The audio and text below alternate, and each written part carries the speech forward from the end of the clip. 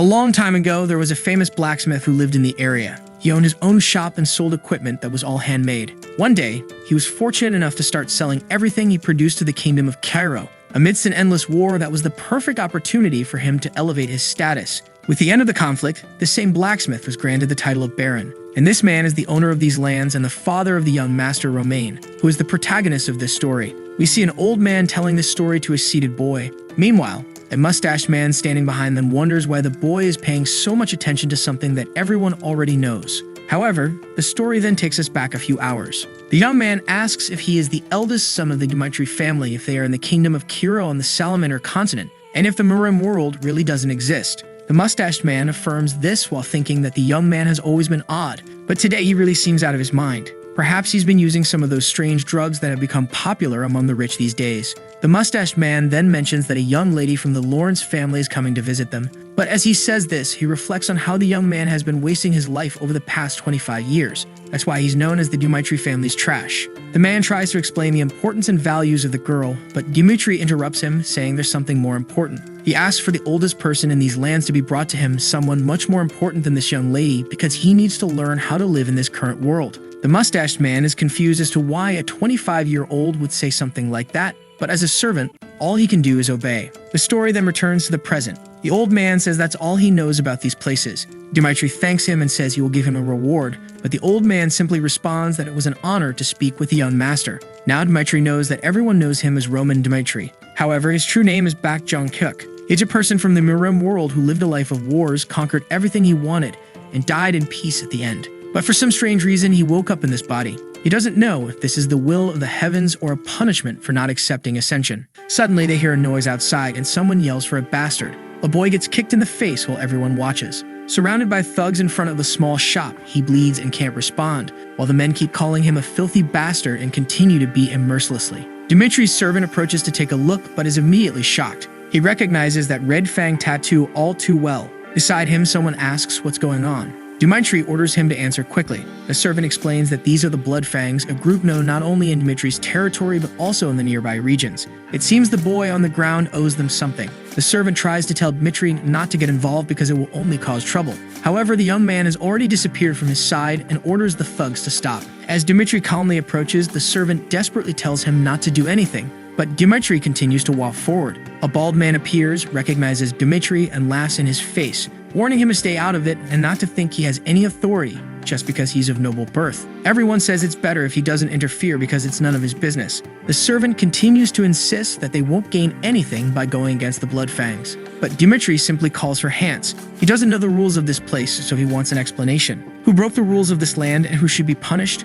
Hans hesitates for a moment, swallowing hard with fear before speaking. He says that if the boy really is in debt and didn't pay, he is guilty. However, the Blood Fangs don't have permission to punish someone like this. Worse still, they disrespected the eldest son of the Dmitri family, which in itself is a crime punishable by death. According to the rules of this place, it wouldn't be strange if they were executed for this. The thugs just stare, while Hans wonders if he should have said that. Dmitri then asks if they heard the explanation. He picks up a stick from the ground and declares that as the eldest son of the Dmitri family, he will have to punish them all. The bald man tries to explain that Dmitri is a noble and doesn't understand how the world works. He tells him to look at their shoulder tattoos and warns that if he continues acting like this, everyone will be in a difficult situation. Dmitri only says that this proves what he wanted to know. The bald man, now confident, asks what Dmitri is talking about. The young man explains that from what he can tell, they are nothing but trash since they speak this way about the lord of this land. He advances, saying that he doesn't care about the reputation they have in this place. The thugs are taken aback because they didn't expect the boy to actually attack like that. But now he will have to defend the honor of the Blood Fangs, and he slashes at Dmitri's neck. However, he immediately feels something strange. Dmitri had already plunged that branch into him. Without hesitation, Dmitri pulls it out and turns toward the other two thugs, but they only curse him, calling him a bastard and vowing to take revenge for their leader. Hans warns Dmitri to be careful, pointing out that the thugs are far better armed than he is. Yet Dmitri easily dodges their attack. He lands a swift kick to one thug's shin and follows it up with a punch to the face. The servant is bewildered. He had no idea that the young master could fight like this. To him, it doesn't even make sense that this could be the same Master Roman. The first thing Beck saw when he opened his eyes was a farewell letter on the floor and scattered drugs. The kingdom of Kiro, always at war, had to choose a representative from each of its noble houses to serve in the army. Roman was chosen to be his family's representative. However, he chose to take his own life instead. Beck reflects that it was a pathetic life, regardless of what Roman went through. But the current owner of this body is the leader of the celestial demon sect, and now he will live as he pleases. And boy, with just a stick, he painted the entire town red. Unfortunately, I'm going to have to censor this part because the boy is just too cruel. Behind him, someone calls him a monster. One of the last remaining Bloodfangs tries to flee, but Dmitri grabs him by the hair, slams him to the ground, and declares that the law must be obeyed. He warns that this last one will be allowed to live as a warning of what happens when the law is disobeyed. He gathers everyone in the town and declares that his name is Roman Dmitri. If anyone disagrees with the punishment he has dealt to these people, they can come find him at any time. Back Jong-hyuk. He reached the pinnacle of the Mirim world with incomparable strength. Hundreds of thousands of martial artists were defeated and massacred by him. When the blood of his enemies formed a river, everyone recognized that the celestial demon sect controlled the Mirim world. But now in this moment he has to exert himself just to deal with street rats. He calls for Hans and instructs him to notify the guards about everything that happened and to have someone clean up the place. The servant simply replies that he will do it immediately and runs off. Dmitri reflects on how weak and useless this body he inhabits is. He needs to accelerate his efforts to gather information on how to strengthen himself. Just then, the boy he had saved earlier gets up and thanks him for saving his life. Dmitri remembers that this was the boy who was being beaten but tells him that what he did was not intended to help him. The Bloodfangs broke the law and were punished, and that's all. Now the boy will have to explain his situation if he wants to keep his tongue. The poor boy, having just tried to express his gratitude, receives a threat instead. However, he says he will explain. His relatives borrowed money from the Bloodfangs to complete the purchase of some land and start farming. They would have easily been able to repay the amount they borrowed by selling their crops. But the damn Bloodfangs went to the land and destroyed all the crops so that they couldn't pay back the debt. Only later did the boy discover that they did this to blackmail his family and take his younger sister. The boy screams that the world isn't fair because even though they didn't have much, they never harmed anyone. The only thing he begs for is for Dmitri to save his sister. But Beck just observes the boy's eyes. That look reminds him of the Mad Demon, one of the 4 superior kings and someone he also met in a place as wretched as this. He then asks the boy his name, to which he replies, Kevin. With that, Roman says he will look into the situation and take care of everything. The boy shouts his thanks, while Dmitri senses that he will have a long relationship with this boy. The scene shifts to a carriage approaching. Someone inside informs Miss Flora that they are nearing the Dmitri estate. The blonde sighs, saying she understands. It seems she will have to meet this Roman Dmitri. A month earlier, someone shouted in a castle, demanding to know why there is an arranged marriage with the Dmitri family. Her father tries to remind her that their lands have been in terrible condition due to the ongoing war. However, Flora is confused, questioning whether the marriage was decided this way, and worst of all, it's with the Dmitris, a family full of old miners and a bunch of blacksmiths. She tries to explain something, but her father interrupts, saying all he can do is apologize for being so pathetic. Back in the present, the man in the carriage announces that they've arrived. Flora had hoped that at least the marriage would be with the second son, who seemed to have a promising future. But even that was ruined because Roman himself begged his father for her hand in marriage. She knows very well the reputation this man has for living a life of luxury and pleasure, and now she doesn't understand why they drenched him in so much perfume. As she walks through the corridors, she thinks that no matter how much her father needs this, she won't accept it, and she needs to make that clear. At that moment, she turns to Dmitri and says she wants him to forget about this marriage. Radiantly, he replies that it's indeed a great idea. At this point, the poor girl is utterly confused. Dmitri explains that he thought better about this marriage and realized it's foolish for someone as amazing as her to marry the idiot of the Dmitri family. Flora is left bewildered, wondering if he's being serious. He then tells her that something very important has come up and he needs to speak with his father immediately. However, she stops him, asking what's going on. She had heard that this marriage was only happening because he asked his father for it, but now he's suddenly canceling it without hesitation, which leaves her perplexed. Dmitri simply asks her if she really wants to marry him, and when she replies no, he tells her that in that case, they no longer need to cause problems for each other, and he'll take care of everything. He reassures her that she doesn't need to worry because he will take full responsibility. Since he's already called the idiot of the Dmitri family, he doesn't mind being called the divorced one as well. She can understand why he seems so determined. Is this really the same idiot everyone talks about? The door then closes behind him, and from inside, she hears a heated argument. Someone yells, asking what's the meaning of canceling this marriage. However, Dmitri calmly informs his father that he's just letting him know because he's already told the girl. His father calls him an idiot, pointing out that everyone already calls him the fool of the Dmitri family, and what he was trying to do was secure a good relationship for the boy. It was the only thing he needed to do, as it would guarantee noble status for their family. All Dmitri had to do was marry a beautiful girl whom he himself had begged for. Dmitri apologizes, but his father grabs something from the table and throws it at his head, demanding to know if he thinks an apology will fix this. He had been planning to do something about sending him to the battlefield for the next 6 months, but now it seems inevitable, and he asks if Dmitri has anything to say. Dmitri simply replies that he has nothing to add. His father then mentions that he heard Dmitri got involved with the Bloodfangs and even punished them, but he doesn't believe it. He should know that even he can't go against that group. So now Dmitri will have to deal with his own problems. His father won't help him at all. Watching the boy remain silent,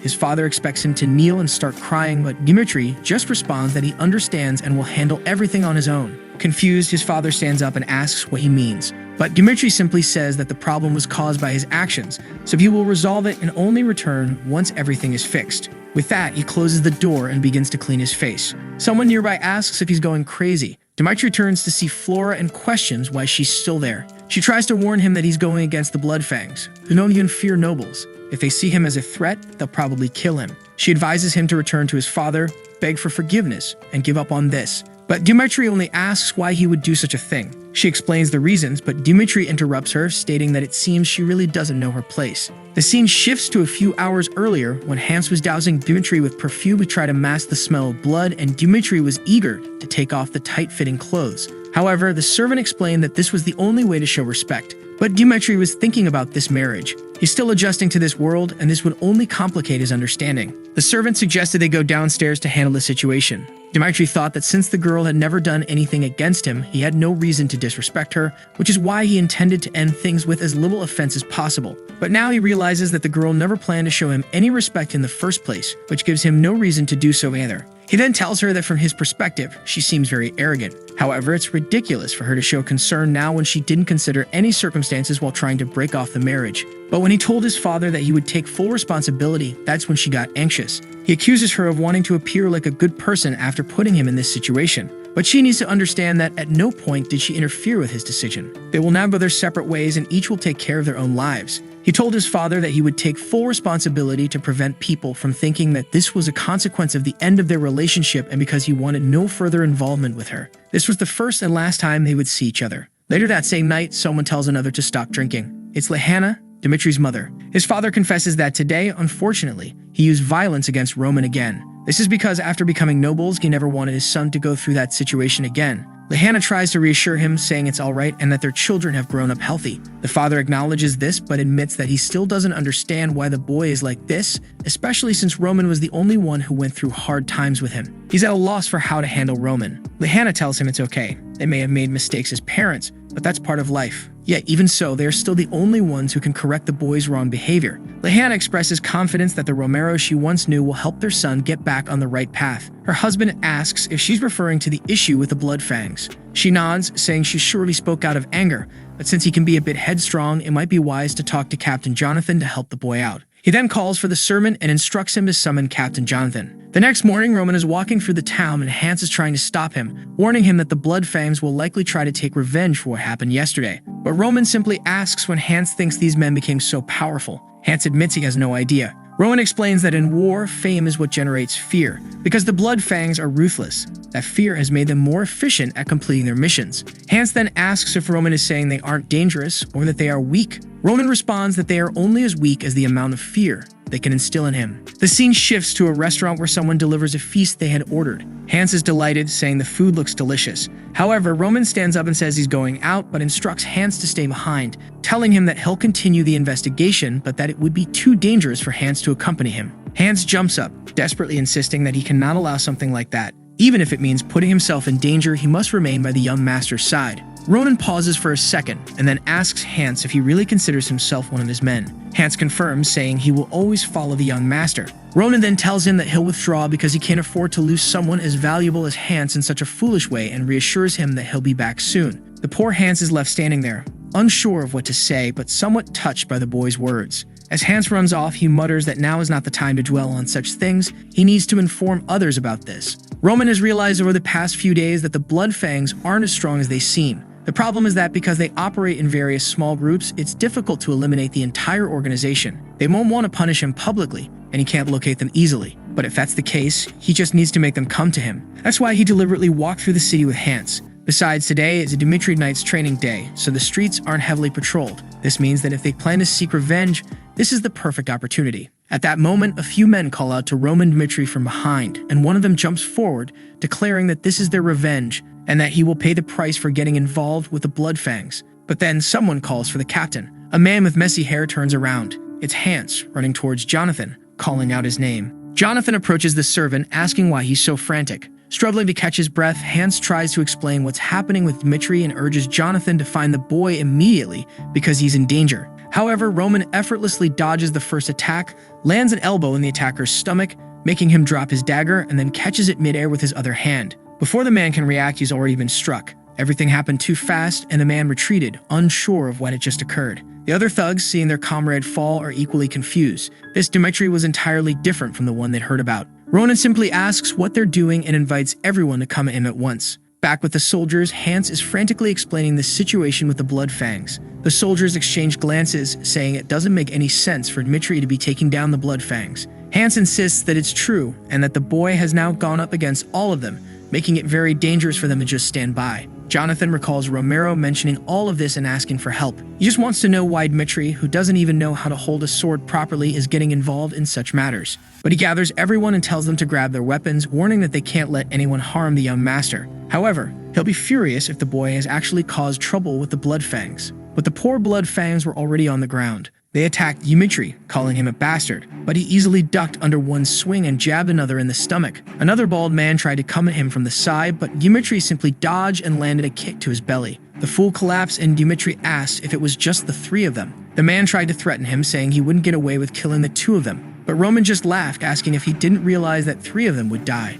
Roman then lightly stroked the man's thigh, telling him that it would be best to answer his questions, starting with who their leader was. The scene shifts to another part of town at the same bar from earlier. Suddenly, everyone inside is startled as Roman returns. The bald man at the counter turns to welcome him. He greets the young master, who responds with a cheery wave. The man wonders why Roman is acting so strange today and why he's even there. The bartender decided to ignore Roman's odd behavior and asked what he wanted to drink. Roman asked for a tear of the dawn. The bartender explained that they didn't serve such a drink there and asked if he wanted something else. Dmitri then requested the strongest drink they had because he had something to take care of in the morning. Earlier, someone had mentioned that everything was connected to the dew of the dawn at a bar in the middle of the city where they took on all their missions. All they needed to do was pass the special code. Roman asked what that code was, and the man had given him the exact code Dmitri had just used. At that moment, everyone fell silent. The bartender called out to the others in the bar, and just as he was about to give the order to attack, he was struck in the face.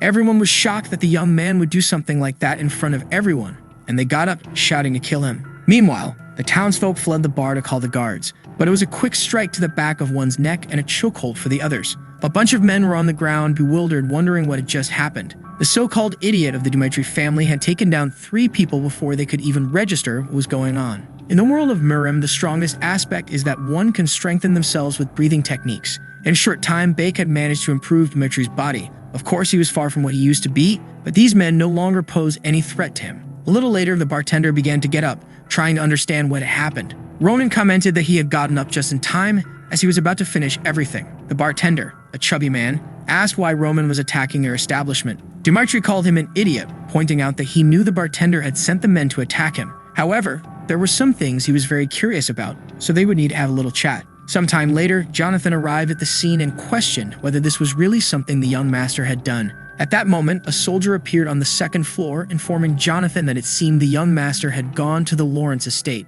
Jonathan was confused and wondered why. The soldier reported that it appeared the base of the Bloodfangs was located there. An hour earlier, Dmitri had told the bartender that it would be better if he confessed everything immediately. At this rate, he would be running out of fingers before he told the truth. The bald man warned that he had nothing to say to the boy, that Dmitri might kill him, but the Bloodfangs would take revenge. Roman then smiled, saying that now he liked the man's attitude. The people who resist the most before telling the truth are the ones he enjoys making talk the most. The old man commented that it was a waste and urged Roman to kill him already, but Roman responded that this was what they were there to find out. He then stated that it was time to resolve this and that he would need to test whether the man really wouldn't say anything. Roman held up a photo of the man with the boy beside him and asked what would happen if, by chance, he found the boy in the photo and killed him. The bald man claimed that wasn't his son, so it didn't matter. But Roman remarked that he was a terrible liar since the boy was the spitting image of his father. The man cursed at Roman, asking how a noble could dare use family as a threat. Roman replied that he had learned that the Blood Fangs members often sacrificed their lives for revenge because the group itself usually corrupted people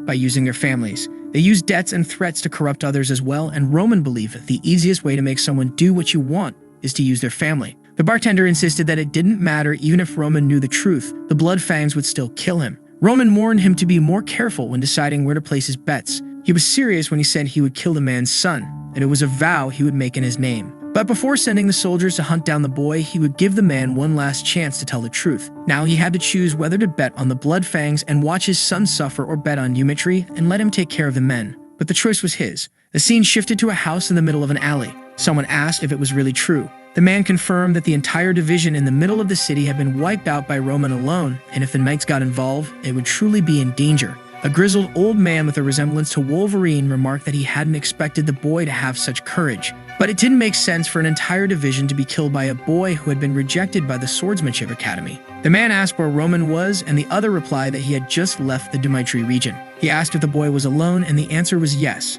The man commented that it was good, as it seemed Roman intended to attack the entire place by himself. He then ordered everyone in the group to gather with the goal of killing Roman before they had to face the Dmitri Knights. After that, they would stretch the boy's body out in the town so that everyone would know what happens when you go against the Blood Fangs, thereby reviving their infamy. The scene then shifted to another castle. Someone asked what the Barco family was up to. It was a meeting of elders, and they were discussing how that family had borrowed a lot of money, which likely meant they were preparing for a war. And if that was the case, they would need to consolidate their forces before these men grew stronger. The blonde man remarked that it seemed war would be inevitable, something he never expected to happen. A bespectacled man added that the central government also appeared to be supporting the Barcos. The old man in the red suit slammed his fist on the table, declaring that they couldn't afford to lose any territory since the Lawrence family relied entirely on fertile land. Another tried to argue that the documents proved past debts, but the man dismissed this as lies. Someone interrupted the discussion, telling everyone to be quiet. The blonde man emphasized that they couldn't give up the territory,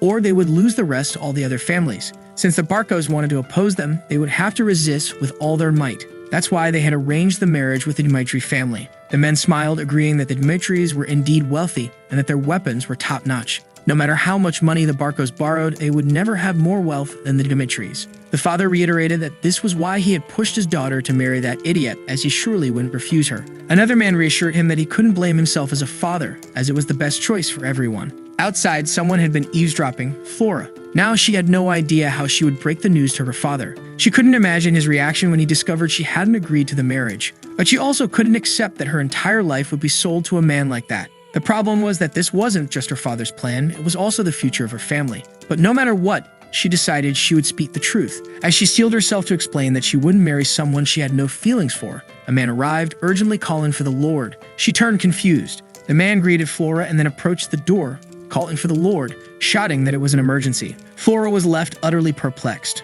Meanwhile, elsewhere, someone was pounding on a door, demanding that a bastard open it. It was Jonathan trying to enter the Lawrence territory, but the guard insisted that he follow the proper procedures. Jonathan warned that if Roman was harmed because of the delay, they would pay the price. At that moment, another man arrived at the gate, informing the captain that they were facing trouble. It seemed the Lawrence Square was also in chaos. Jonathan feared the worst and threatened to break down the door if they didn't open it. Back at the square, people were terrified by what was happening. Someone was hanging, and they were unsure whether they should intervene. It was the old Wolverine figure begging for someone to spare his life. He had been confident that defeating a single noble idiot would be simple. All they needed was anyone from the gang to handle it. But in reality, they had multiple armed men. He had been sure there was no way they could lose, or at least that's what he had believed. That is, until he saw everyone dead in front of him. Then he knew he was going to die too. He began to stumble over his words, pleading not to be killed, terrified of losing his life. Stuttering, he begged for mercy, grabbing Roman's leg and asking not to be killed. But Roman simply threw him into the middle of the city in front of everyone. The man pleaded, saying that if they spared him, he would serve as a dog for the rest of his life.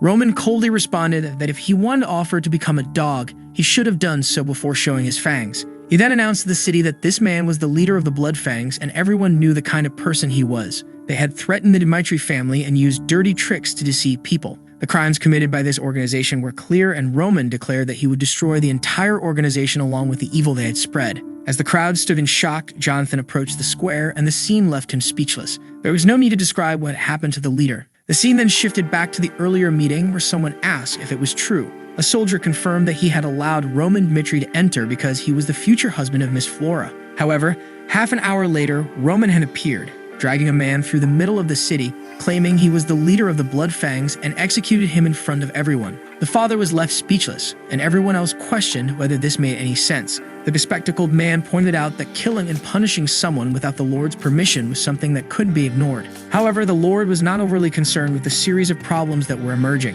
He was more curious about the fact that the man who was to become his son-in-law had single-handedly wiped out the Blood Fangs. He then ordered that Roman Dmitri be summoned, as he wanted to speak with the boy himself. Sometime later, Roman was escorted in along with the man who had let him in and Jonathan. As a renowned knight, Flora's father immediately recognized Jonathan, which led him to believe that Roman had only managed to defeat the Blood Fangs with Jonathan's help. The eldest son of the Dmitri family then introduced himself. The father decided to ignore the explanations and directly asked why Roman had done something so violent. Roman explained that a few days ago, the Blood Fangs had committed a crime and beaten an innocent citizen. That's when he executed everyone in that very place. Outside, Flora was trying to eavesdrop on the meeting. She called a knight over and asked him to come closer. She questioned if he had really taken Roman Dmitri inside, and he confirmed it. She then asked why Roman had gone to her father's room. The knight hinted that she might be one of the last to find out, which understandably left her alarmed. Back in the meeting, Roman continued, explaining that was why he had to invade the Blood Fangs base and kill their leader. That was the summary of everything that had happened.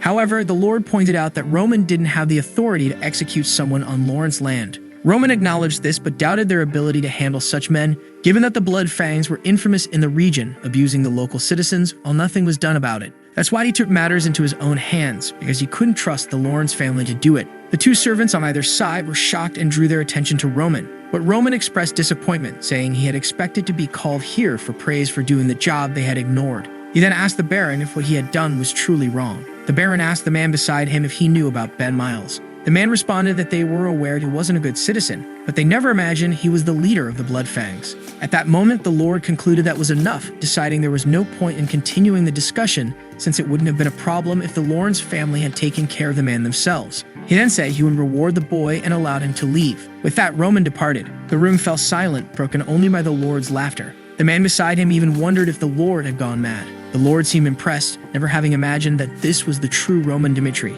The advisor attempted to argue that they couldn't leave such actions unpunished, but the father dismissed his concerns, saying that it was fine since Roman was going to be Flora's husband. He knew that only someone with such courage could achieve great things. The advisor tried to continue, but the father cut him off, saying he didn't want to hear any more and was pleased that the boy was perfect for his daughter. He then ordered Flora to be brought in so he could discuss everything with her. Meanwhile, on the way back to Dmitri territory, Jonathan remarked that Roman shouldn't have told the whole truth because even though they had gotten rid of the Blood Fangs, a lord seemed to have been left angered. But Roman simply replied that all he did was show that the situation had escalated due to their negligence. And since the Lord still didn't know about the canceled marriage, he wouldn't punish his daughter's husband. Jonathan quickly realized that Roman had planned everything, leaving him puzzled as to who this person before him really was. It was clear he was no longer the Roman Dmitri they once knew. A voice echoed in Roman's mind, calling him by his true name, Bak Jong-hyuk, and reminding him that, as the son of the celestial demon, he would have to prove he was qualified to succeed him. First, he would have to survive hunger, cold, and the hard ground.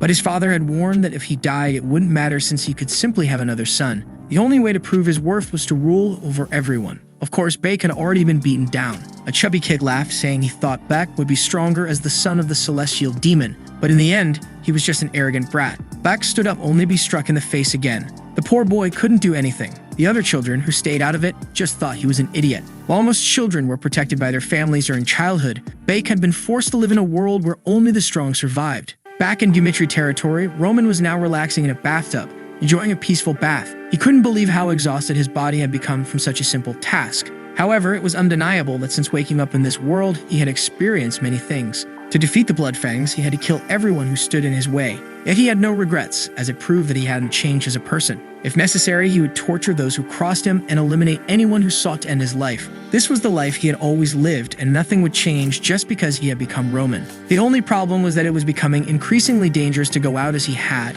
and he didn't fully understand how this world operated. Not to mention, his true strength had diminished significantly, and he would need to think carefully about how to act in the future. Suddenly, someone called for the young master from the door, informing him that the Lord wished to speak with him. In the room, Romero asked if the boy had really done all that. Jonathan confirmed it, noting that Roman had changed a great deal. The father remained curious, but the knight insisted that this young master was not the same person they knew. Romero admitted that Roman had always been his greatest challenge, the only son with no notable characteristics, yet the only one who had endured the hardships when they were poor. A long time ago, Roman had handed his father a candy. When asked what it was, the boy had simply replied, "It's a sweet." Romero was working in the mines when he saw his son approaching and asked why he had come to such a dangerous place, reminding him that it wasn't safe. But the boy just smiled and said that his father worked too much, so he brought him a sweet to give him energy to work faster and come home sooner. All Romero ever wanted was for his son to be happy. That's why he always favored him and gave him money so he wouldn't be called poor. He never imagined that this would lead Roman down the wrong path. Part of him had already given up on the boy, but hearing that he had taken down the blood fangs filled him with a renewed sense of hope.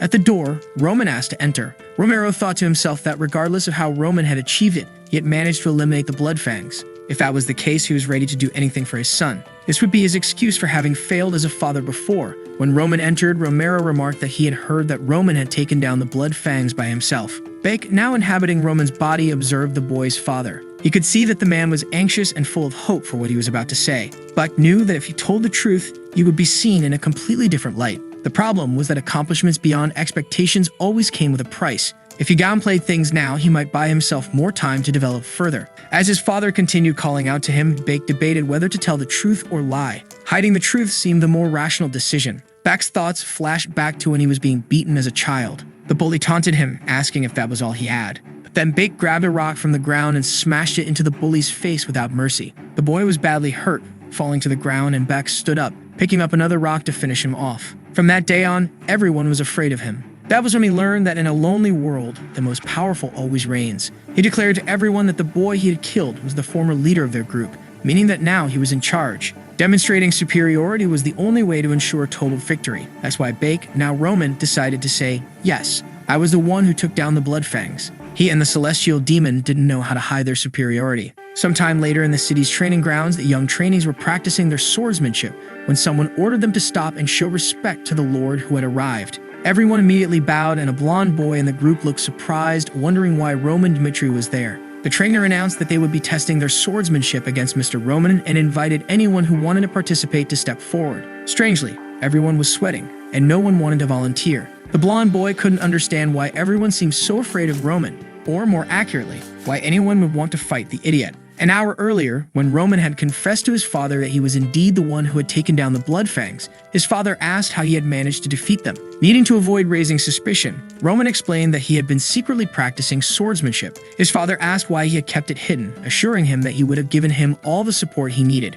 Roman replied that he was tired of wasting his life and wanted to prove that even the idiot of the Dmitri family could accomplish something on his own. However, Romero found it hard to believe, saying it was impossible for someone to learn swordsmanship on their own to the point of killing those men. Roman explained that the blood fangs maintained their operations through threats, which was why he set a trap to lure out their leader. His father asked how he did it, and Roman explained that the blood fangs always retaliated against weaker nobles, so he used himself as bait. Romero said it was very risky because if they sought revenge, it would be easy for them. But Roman explained that most of the members were kept in line through threats, and he knew that if he could kill the leader, no one would want to save someone who had threatened them. Romero thought to himself that it was an extremely well thought out plan, and Roman had shown a lot of courage to follow through with it. Impressive would be an understatement for what he had done. To think that Roman was capable of such a thing. His father then asked if he could request a favor, and Roman agreed. Romero said he wanted to see this swordsmanship that Roman had been practicing with his own eyes to understand how much he had changed. Now back at the training grounds, Romero was startled by the fact that no one was volunteering. The blonde boy thought that whoever hit Roman would be expelled,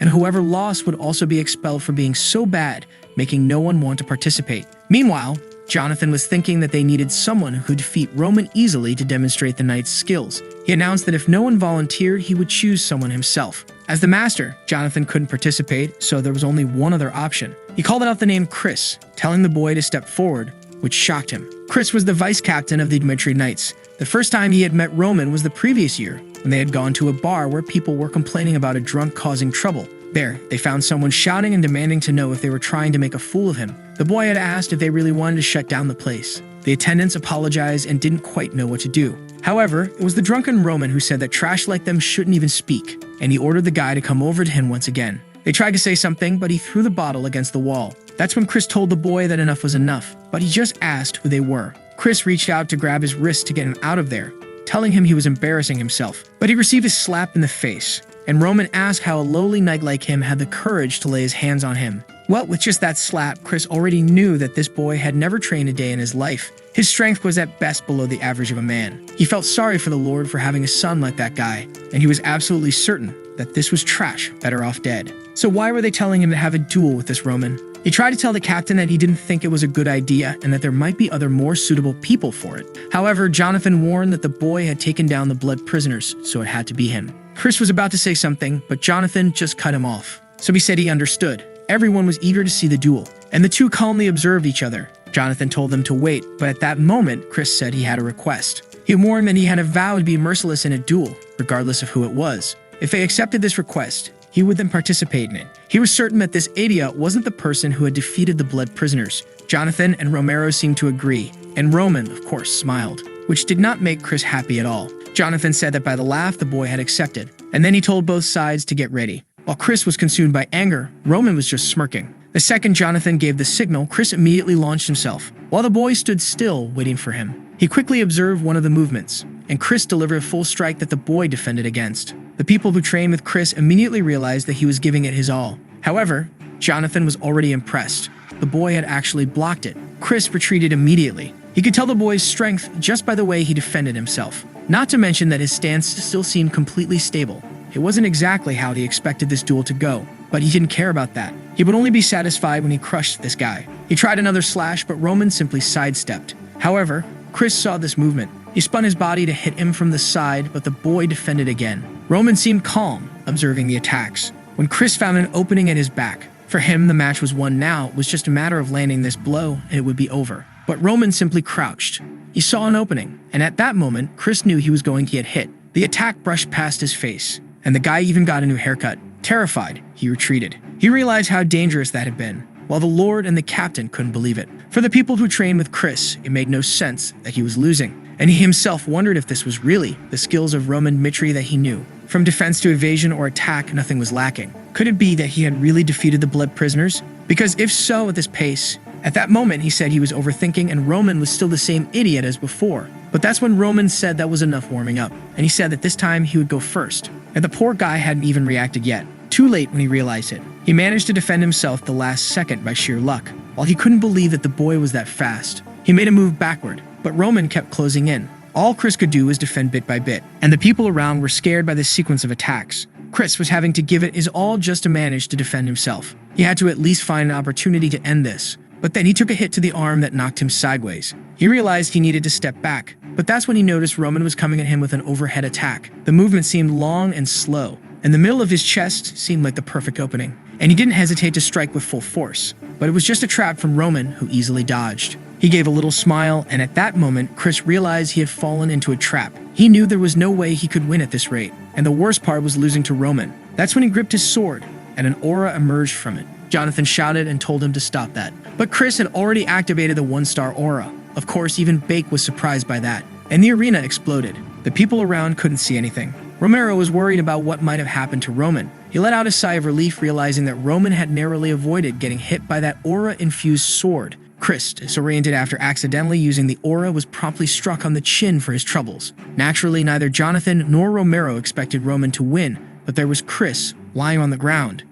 Everyone always asked who this new young prodigy of the captain was. The others would respond that he was one of the best they had ever seen. Despite being so young, he was already a 2-star knight. Rumors circulated that he had started sensing mana after just 6 months of training and had reached 1 star in less than 3 years. Moreover, his swordsmanship was said to be incredible. The women were all curious, wanting to know the boy's name. After practice, Jonathan would often say that was enough for the day, but Chris would get up and ask to practice just one more time. That kind of determination excited Jonathan because the boy not only had talent but also worked hard. To him, Chris was a genius. But there was his genius now being thoroughly beaten by Roman, who cruelly watched him lying on the ground. While Chris lay unconscious, Romero called out to Jonathan, asking what had happened, as he had heard that Chris was a 2-star knight. The problem was that not even Jonathan could grasp how strong Roman had become. What Roman had displayed was the skill of someone who should have had years of training. Considering that just a month ago he had been doing nothing but complaining, it seemed impossible that he had changed so much. But nothing made sense, so Jonathan simply told Romero that Roman was a genius in swordsmanship.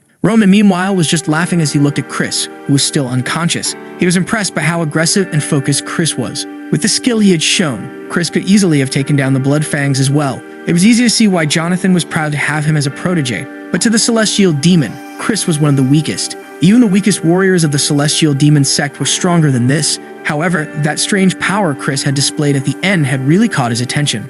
As another Joker started to emerge, Romero began laughing like a madman. Once again, everyone was confused, but of course Romero said it was great to see this. To him, it was incredible to have a son who was a genius in swordsmanship. He asked Jonathan if he was sure. Jonathan replied that it was impossible for someone to have evolved so much without being a genius. Naturally, the father was all smiles. He called Roman over, telling him to come closer. Romero said it had been a long time since he had been this happy and that he wanted to applaud his son. To him, Roman deserved whatever he wanted, so he could ask for anything. Roman smiled and mentioned the war that was going to happen in 6 months. His father was already certain that Roman would ask not to go and asked what it was. However, Roman's request was the right to choose whoever he wanted to go with him. Romero was confused and even a bit stunned. He tried to suggest that Roman could return to Flora and back out of this, but Roman simply said that he wanted to go. This surprised his father, who then said he understood. Roman would have the right to take whoever he wanted to that war and anything related to it. Roman then said he had one more request, and his father told him that as long as he acted properly, he could ask for anything. Roman made his second request while looking at Chris, who was still unconscious. When Chris awoke, he asked why he had to teach Roman about aura. Jonathan simply replied that it was the master's order. However, Chris protested, saying this was too much. He didn't even know Roman, and after having been in a coma for so long, it was embarrassing. Now, on top of everything, he had to teach aura to this guy. He said he would rather have his head cut off.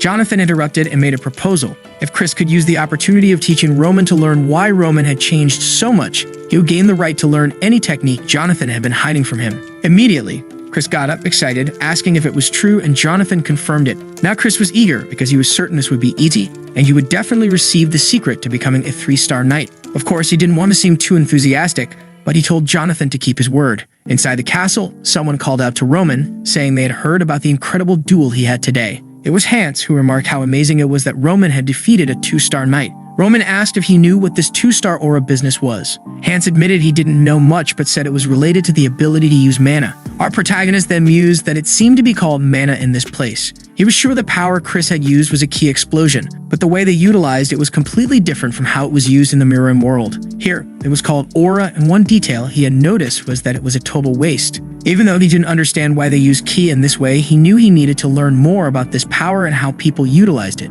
But during tomorrow's training, he was confident he would get the answers he needed. The next morning, Roman stood face to face with Chris, who was clearly not happy. However, Roman wasn't much different, until the boy let out a little chuckle, which immediately made Chris angry. He tried to calm himself down and said he would explain what aura was. He explained that aura was nothing more than the use of mana from a knight's perspective. Mages also use mana, but they create circles and spells to do so, while knights use it around their bodies. The first person to explore the use of mana was Emperor Alexander. He was the first to discover that it was possible to use mana to strengthen the body, and aura was the ability to release it instantly. This allowed someone to use much more strength than normal. However, Chris mentioned that the history wasn't very important since only a few people could use mana. 1 in 1,000 could become a knight, and 1 in 10,000 could become a mage. That's why discovering whether you have the affinity is the most important thing, as the minimum talent required to become a knight with aura is the ability to at least sense mana. He said that it took him half a year, but achieving it in a year was above average. Roman acknowledged this and asked Chris to explain how to sense this mana.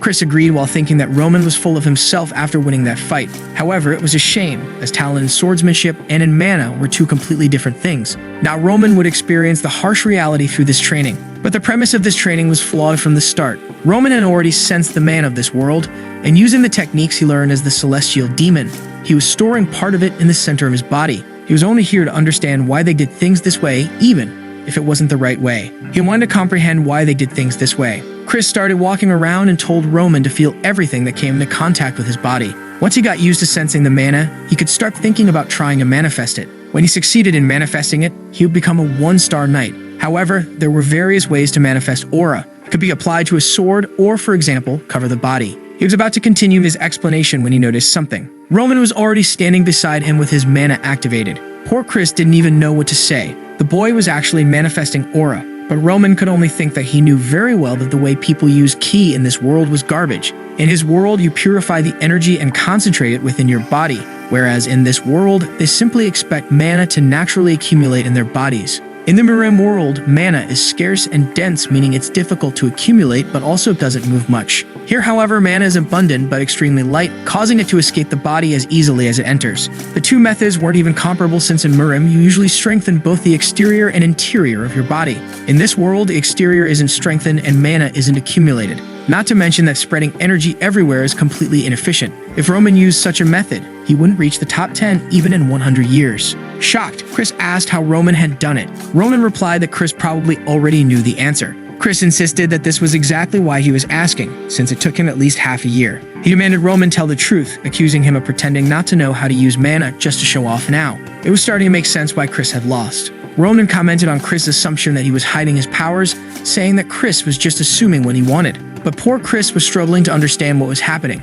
knowing it took him 10 years to reach 2 stars. Suddenly, Roman started laughing and Chris asked what was so funny. Roman just remarked that Chris was amusing. Chris, now more upset, asked if Roman was saying that his efforts were funny. Roman then asked if, in all those 10 years of climbing the ranks, Chris had ever once questioned the methods he was being taught.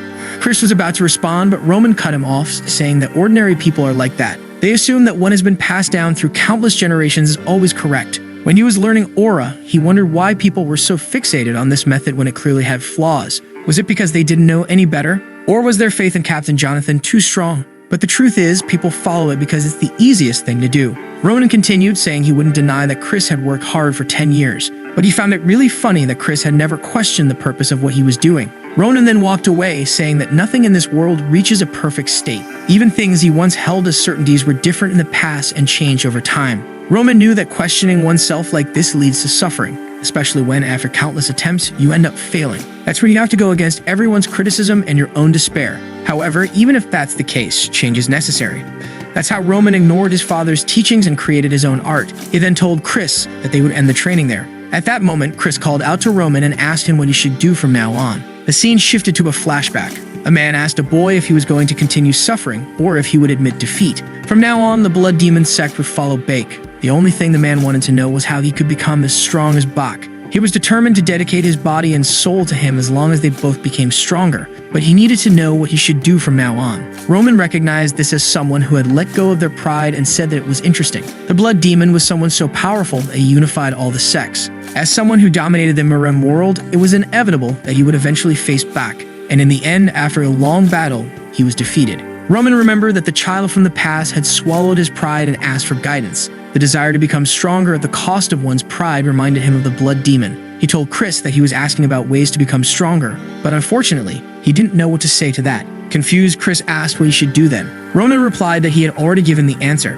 The only thing he couldn't do was blindly follow what he had been taught. If Roman taught him anything, Chris would be following another lesson blindly. So what Chris needed to do was seek the answer on his own. The only hint Roman gave was to stay by his side from now on. In 6 months, Roman would go to the battlefield, where Chris would see him defeating countless enemies and becoming stronger. And if in 10 years Chris was still by Roman's side, Roman was sure that by then, Chris would have found the answer. That same night, Chris lay isolated in bed. He recalled everyone saying that the right thing to do was to train until he began to feel human. He remembered the teachings passed down to him by Jonathan, even the time when he was told he had become a 2-star knight. But Roman's laughter, mocking him for never questioning, filled him with anger. Someone asked what this was all about. Jonathan wanted to know if Chris was sure, as Chris had just said that he would go to the battlefield in 6 months with Roman. Jonathan asked if something had happened, and Chris confirmed that something had. They locked eyes for a moment, and the captain admitted that it seemed Chris had a reason for doing this. From now on, Chris would no longer be part of the Dmitri Knights. No matter what happened, Jonathan hoped that Chris could protect Roman on the battlefield. Chris simply thanked him. But at that moment, Jonathan realized that Chris was no longer the little boy he had found on the battlefield,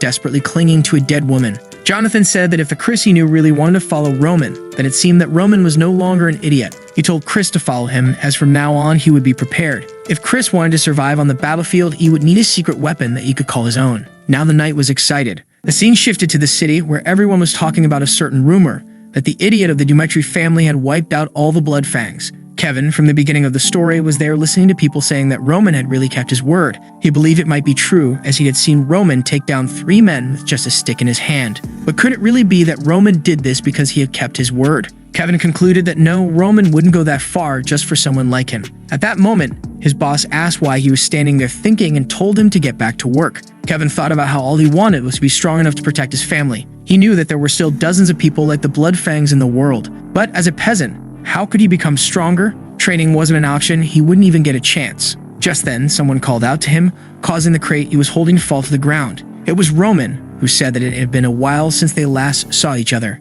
Kevin asked what Roman was doing there, but then quickly corrected himself and threw himself to the ground, thanking Roman for saving his family. Roman asked if things had improved, and Kevin confirmed that they had. The Bloodfangs were no longer pursuing them, and he had even found a job. The only thing Kevin didn't know was how to express his gratitude. Ronan told him not to worry because there would be an opportunity as soon as Kevin heard his proposal. His family would never have to worry about money again. Additionally, they would have a house and good food. They wouldn't need to work in exhausting places anymore. Kevin's entire family could be blessed with this new life, but the price was that Kevin would have to swear loyalty and live for Roman. Kevin was silent for a moment before he bowed his head to the ground, saying he would live for Roman. He would die if Roman asked and kill if Roman commanded. If Roman promised to take care of his family, that would be more than enough. Roman saw that Kevin was the kind of person who showed loyalty with his own blood. In his past life, the Mad Demon was someone who could wipe out entire clans with just one word. Maybe that's why as soon as he thought of summoning someone, Kevin's name came to mind. It was truly worth it to see the boy again, and Roman said that from this point forward, Kevin was his.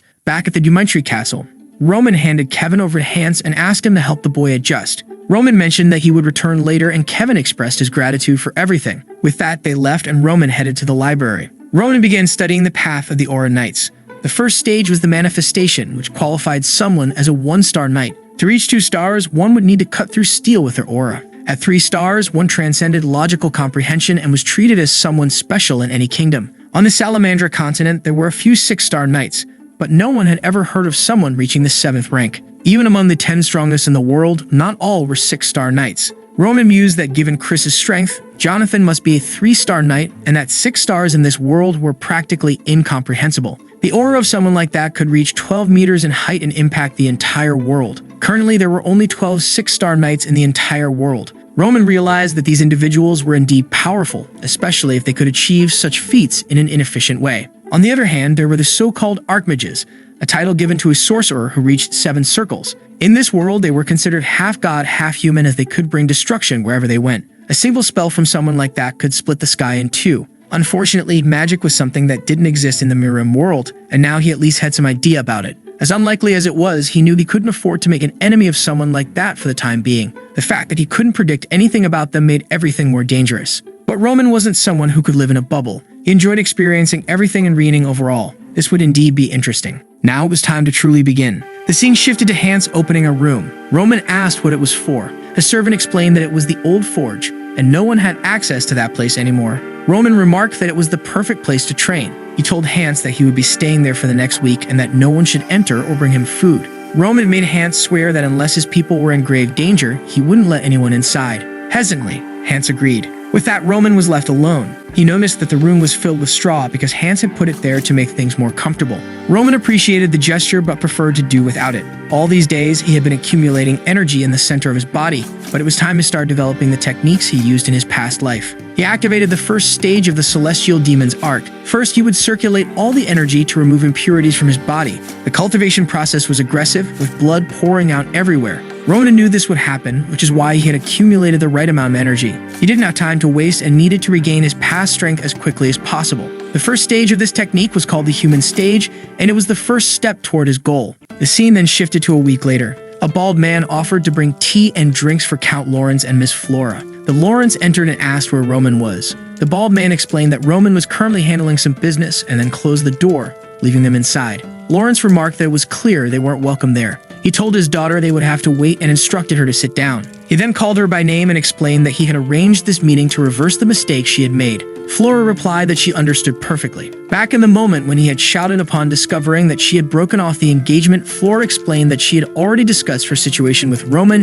and even tried to follow her father's advice. But he interrupted her, calling her by name and reminding her that he had always believed she was an intelligent child, so he hadn't expected her to do something like this. She needed to understand that the Barco family had borrowed a large sum of money from the bank, which meant that a war would soon begin. The marriage with the Dumitry family wasn't just a decision. It was inevitable because they were the only family capable of standing against the Barcos in this region. Flora argued that the Lawrence family wasn't weak and questioned why they thought they couldn't win without the Dumitrys. Her father explained that the government had approved all the documents without even checking anything. And if the bank itself had lent so much money, it showed that this matter had already escalated beyond these families. This battle was designed for them to lose, and they would use that defeat to take everything they had. He would lose the land, the honor, and even her, who was known as the flower of the Lawrence family. In the present, Flora reflected that she knew all of this. She understood the decisions and why her father had made them. Yet she had ignored it all for selfish reasons. She needed to wake up to reality since she couldn't live like a flower forever. Meanwhile, Renzo was wandering around, wondering what he should do. As soon as Roman appeared, he would have to tell him that Flora had been waiting for him since the morning. The problem was that it was already late afternoon, but at the same time, Roman had also told him not to disturb him. Finally, the door opened. Renzo, all radiant, called out for the young master, but he was in for a shock. However, the scene shifts back to Lawrence. He already expected this treatment because of Flora's mistake. He knows that the Lawrences need this political marriage, but even so, this didn't sit right with him. Suddenly, he stands up and Flora calls out to him. He announces that he's going to sort this out and find Baron Dimitri on his own. Someone calmly takes a few notes. Then suddenly, Lawrence opens the door and asks why he's making a visit and waiting so long. If he's dissatisfied, he could have just said so. He never expected the Dimitris to be so petty. However, Romero is just standing there observing. He says he understands what he said, but asks if today's meeting was scheduled in advance. The Baron mentions that he understands that he showed up unannounced, but it's been a week since he's been asking to speak with Roman. If, at least, they had refused from the start, they wouldn't have been offended. However, Romero asks why he would refuse a visit from the Lawrences. But now, he wants to know if that's all he has to say, and if really he barged into this room to complain about being tired of waiting until noon. On the day Flora visited, Roman himself said he wanted to end that marriage. Even though they argued with the boy, he is sure Flora didn't want that marriage either. Even if it was a disgrace to the Dimitris, he decided to say nothing and stay quiet like a fool. After all, it was she who came there just to say it wouldn't work out. Even though, at the beginning of it all, it was the Lawrences who were pushing for it to happen. And now he's there, barging into the room and complaining just because he had to wait for a while. Even worse, for a meeting that wasn't even scheduled. And he has the nerve to complain as if it's his fault. He then reveals that not long ago he received a message from the Barcos. It was an offer for a political marriage where they would gain connections with the central government and a piece of the Lawrence's land. Even so, he decided to refuse that offer and asks him why he thinks he did that. Lawrence, who also questions this, wonders because to him, it would obviously be more advantageous to ally with the Barcos. Roman says the reason is simple. The Dimitris have enough power for him to choose whatever path he wants. And since his eldest son liked the young lady from the Lawrence family, that was the reason he opposed the Barcos. At that moment, Lawrence realizes he messed up because of his foolish ego. The father says he understands his son's reputation for being an idiot, and that the fame of the two doesn't match. But even so, he needs to keep in mind what kind of family they are. Roman's name completely changes the moment the Dimitri family is associated with him. And that's why those who should be desperate for this marriage aren't them, but in fact the Lawrence family. Or perhaps did he misunderstand something? Suddenly, Flora remembered the days she used to go to the academy when she was younger. That was the place where many children from renowned families went to build their knowledge as nobles. However, there was one family from the north that had only one person there. The boy was so quiet that one could question if he really existed. That was the son of the Joel family. In a place where the children believed they were treasures born into this world, he was distant. Until one day, he made a small mistake. For the other children, that wouldn't mean anything, even if they made big mistakes. However, in his case, it resulted in a disciplinary committee. And on the day the teachers scolded him, a father approached and apologized. He begged for his son to be forgiven and said he would teach him better. At that moment, from a distance, she could only think of one thing. She felt sorry for him. However, right now, all of this seems funny to her. The Viscount apologizes and says he has nothing to say. Meanwhile, Flora realizes she had no right to feel sorry for that boy. And the Viscount says his daughter made a mistake out of immaturity. At that time, Joel was weak, and this is the same case for the Lawrences today. Once again, the father apologizes, saying that his entrance was disrespectful. And Flora understood that the weak had no choice but to bow to the strong. It was then that she began to lean forward to apologize to Romero. However, at that moment, someone entered. From the door, they announced that Master Roman had arrived. And Flora realized she had learned this lesson too late. Roman had dyed his hair white, and he was all dark now. He entered the room and announced that Roman Dimitri greeted his father. Everyone was confused, and the father asked if he had finished his training. He said yes, so he replied that they could discuss it later. He was called there to discuss the marriage with the Lawrences. All of this had started because of a decision he made, so he would respect any choice he made. Roman quickly understood what he was trying to say. He knew the significance of the alliance between those two families. At this moment, when the Lawrences are in danger, the wealth of the Dimitris would serve as protection. The father asks if he requested this marriage even knowing that. Roman said that at the time he thought that was enough of a reason. However, everything changed when he met her for the first time, and she immediately talked about canceling the engagement. She had certainly heard the rumors and decided she wouldn't marry someone like him because of that.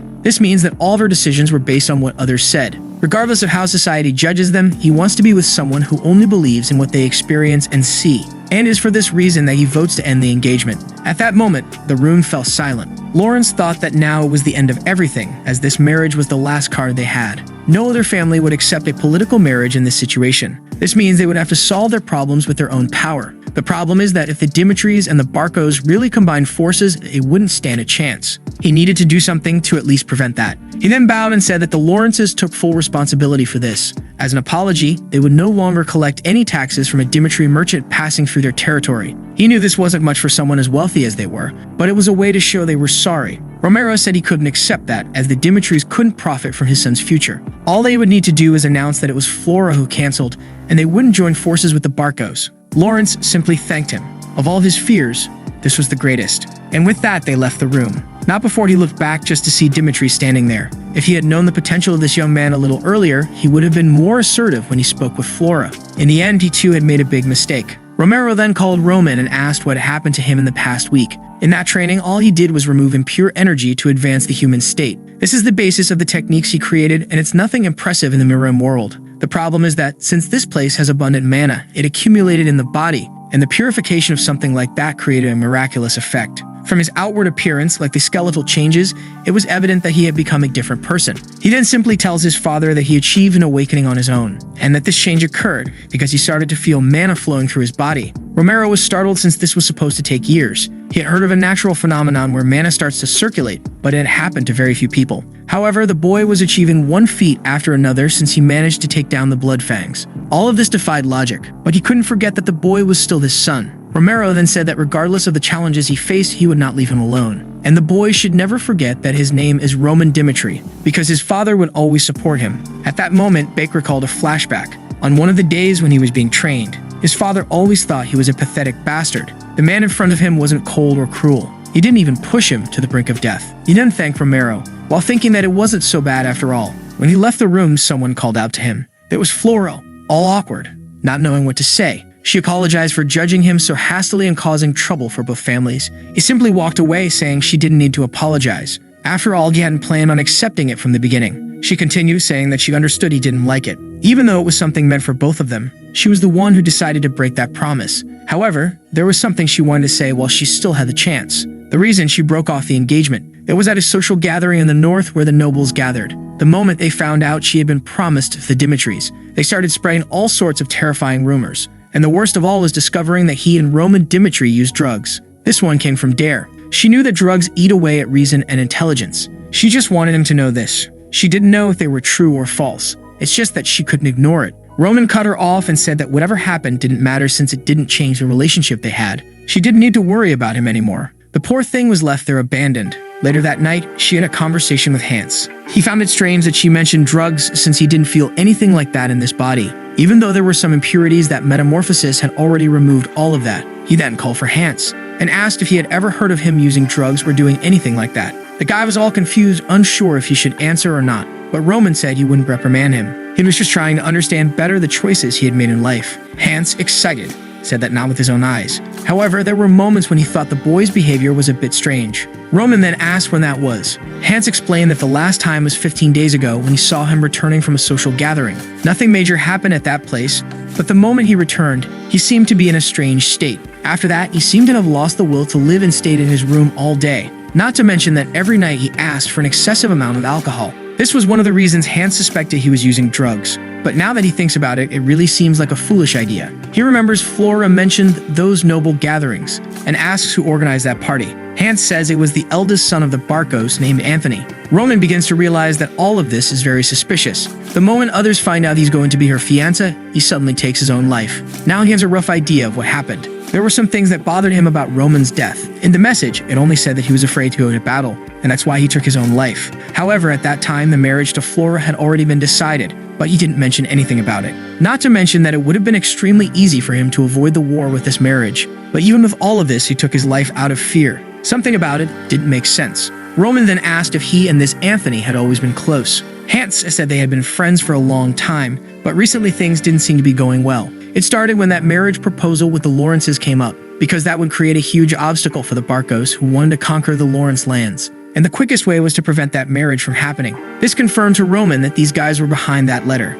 Hans then mentions that a few days ago, another letter with an invitation to a Barcos party arrived. This makes Buck curious. Hans explains that he didn't deliver it because Roman was in isolated training and asks what he should do with it. Now Roman laughs because it seems these guys are underestimating him, and that's one of the things the celestial demon hates the most. He asks when the party will be, and Hans says in 2 weeks. With that, Roman orders him to inform him that he will definitely attend. The scene shifts to the next day. Kevin is being guided to speak with Roman. However, Hans had already warned him not to be surprised by his change in appearance. He entered and asked if Roman had called for him. Roman turned and confirmed, but at that moment, Kevin was startled and asked what had happened to the young master. Beck ignored this and asked if he was adjusting. Kevin said yes, that the place was very good, and he had no problems. However, there was just one detail. He was still trying to understand what his role would be in this place. He offered to live for Roman's sake, but he didn't know what an ordinary and commoner like him could do. Roman simply said that he would be used as one of his swords. Kevin asked what that meant. Roman once again ignored him and said that it was impossible to choose someone's path for them. So he would give him 3 options. If he was afraid of killing, he wouldn't be a sword, but instead the hands and feet. He would learn everything from Hans to become a loyal follower. The second option was to become the sword and protect him by his side. Kevin interrupted, saying he had never used a sword, so it was impossible. Roman said he had already figured the boy would say that. He explained that if he chose this option, he would have to go through skeletal contortion. Obviously, the boy wanted to know what that was. Roman explained that it was a process where the pain caused would make a person feel as if their bones and muscles were being broken. In this way, he would prove his determination and potential through pain, not words. He drew the sword and said that the last option was for him to take it and cut off his own hand. If he could endure causing pain to himself and withstanding it until the end, he would become stronger than anyone. Beck remembered that even the mad demon who knew nothing of martial arts became a king. All of this depended solely on his own willpower. Ronan told him to choose because, regardless of the option, he would make it worthwhile. The only thing he was choosing was how he would be used. In an abandoned cabin outside Dimitri Castle. That was where Kevin was born. He was young and had to work to survive. Since he always had to help with everything, there was nothing he didn't know how to do. However, his life changed. No matter how much effort he made, there was always someone to take what was his. That was the life of someone weak. And that's why he couldn't forget what he saw. The overwhelming strength of Roman that day. He couldn't understand what cutting off his hand would explain. Nor this business of destroying one's own body. However, if that meant becoming as strong as Roman, he said he would do it. The boy Roman was just watching, and Kevin prepared to make the cut. He took a deep breath and raised the sword. At the moment, he shouted and went to make the cut. Meanwhile, outside, Chris was talking about how he decided to follow the young master. But right after that, he decided to enter isolated training. He found Hans and asked where Roman was. Hans said the boy was training with Kevin but warned that no one was allowed to enter. Chris had never heard of this kid and asked who this Kevin was. Man, I thought he wasn't going to cut it, but the boy really did it, and Roman just stood there watching. But at night, Hans saw the sword and asked why it was covered in blood. But the boy only said there was nothing to worry about. That blood wasn't his. The truth is, Roman planned to put the boy in an illusion. That was the charm of the demon's illusion. The problem is that he made the cut before he could activate it. If he hadn't done something, the boy would have really cut off his entire arm. There were still 2 weeks until the party, and 6 months until the war. But Roman was eager because he had a lot of people to teach. Soon he would be very busy. In a room, he said that the mana cultivation technique he was going to teach was very dangerous. Kevin asked if he was really going to learn about mana. Roman simply said yes, but in reality, what he was going to teach was a technique from the mad demon himself. It was a spiritual art that consumed the user's mind in exchange for power. However, that could only be used by someone who could withstand extreme pain. And it was by putting the mad demon through that process that he managed to make him useful. If the boy didn't hesitate even to cut his arm, Roman believed he could learn it. He warned that it was a technique that would make him stronger. However, the pain would be much greater than yesterday. Even with all that, there was only one reason he was teaching it. Not only was it the fastest way for an untrained teenager to grow stronger, but it was also a technique that would allow him to protect whoever he wanted when he reached his peak. Kevin got excited and called for the young master. He said he couldn't express how grateful he felt, but he just didn't understand why Roman trusted him so much. He might have sworn loyalty, but nothing would stop him from running away after learning it. That's why he wanted to know why Roman trusted him so much. But the boy just said he trusted him because he did. Obviously, that left the boy even more confused. But Roman ignored him and told him to rest because the training would start tomorrow. Still, he thought that the mad demon had asked the exact same question. But unconditional trust is only received when you believe in the person. However, he knew Kevin wouldn't betray him. As soon as he became stronger, he would realize how dangerous it is to betray the celestial demon. It makes sense, right? Who would dare betray that guy? The next day, they were already practicing. Roman was teaching him the step-by-step of swordsmanship, how to maintain focus on each movement. Meanwhile, Chris was watching everything from the side. He was dying of boredom and didn't understand any of it. Why was Roman teaching swordsmanship to a guy who seemed to have no talent at all? Or worse, why wasn't he learning anything? He thought he'd get stronger if he followed this guy, but he was being treated like he didn't even exist. Maybe it would be better to go back to his master and ask to be accepted again. But he decided that for now, he'd wait a little longer. And so a few days passed. He threw his gloves on the ground, walked up to Roman, and called out to him, saying it had been 2 weeks since he decided to follow him. In the first week, he did the isolated training, and now in the second, he was there being ignored while he trained Kevin. He apologized for how he acted in the beginning, but he wanted to learn anything. Roman looked at him and said that he had already told him to learn just by watching. Obviously, Chris had no idea what he was talking about, but Roman warned that everyone has their own way of learning. Kevin didn't know anything, so until he reached a certain level, he needed to train. However, on the other hand, Chris was different, and no matter what Roman taught him because he had been defeated, he would accept any teaching without questioning it twice. Chris asked if he was really just going to keep observing. Roman said no and tossed a sword to him. He warned that he needed results to accept the truth, and that's why there would be a duel against Kevin. The poor kid was malnourished, but he would have to take a beating to develop his technique. Roman explained that he would teach Kevin how to defeat Chris, and Chris had to defeat him. If Chris truly believed he was right after this duel, then Roman would teach him personally. Poor Kevin was in shock, realizing he would have to fight a real knight. And Chris, of course, didn't want to duel with a novice. But once again, he got angry and wondered what Roman thought of him. But he decided that fine, he would show that he wasn't that weak now. With that, the two faced each other. Kevin said that no matter the situation, it didn't make sense for him to fight a 2-star knight. Ronan said it was obvious he was at a disadvantage, but he had nothing to lose by being defeated. There are countless people in this world who are stronger than him. Just as his family was oppressed by the Blood Fangs and Chris was trying to oppress him. Is he always going to back down when he encounters someone like that?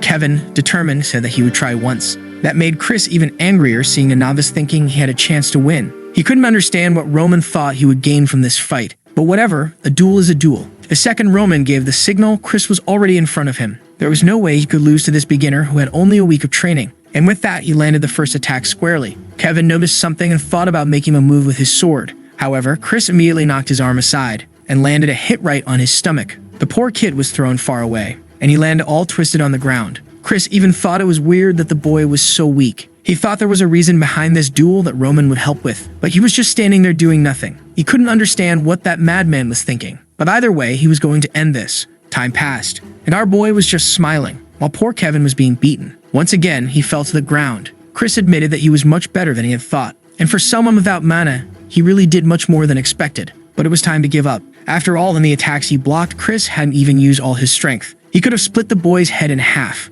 but in a duel, he avoided doing that. However, Kevin didn't seem very inclined to give up, and Chris said he would warn him one last time. If he planned to keep fighting, he wouldn't take responsibility for any broken limbs. But Kevin just laughed. Ronan smiled and Chris was confused, and the boy replied that he wanted to see how this would end.